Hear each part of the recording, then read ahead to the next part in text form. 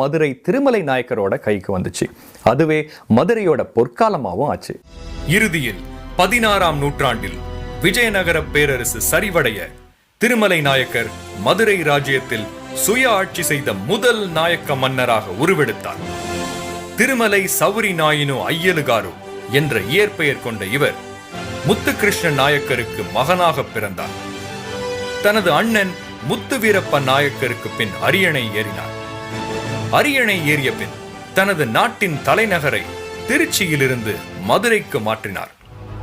திருமலை நாயக்கரின் ராஜ்யம் 72 பாளையங்களாக பிரிக்கப்பட்டு ஒவ்வொரு பாளையமும் ஒரு பாளையக்காரரால் நிர்வகிக்கப்பட்டது.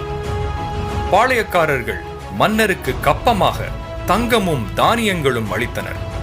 ராஜ்யத்தில் இருந்த ஒவ்வொரு கிராமமும் ஒரு நாட்டாண்மையால் நிர்வகிக்கப்பட்டது. ராமநாதபுரம் சமஸ்தானமும்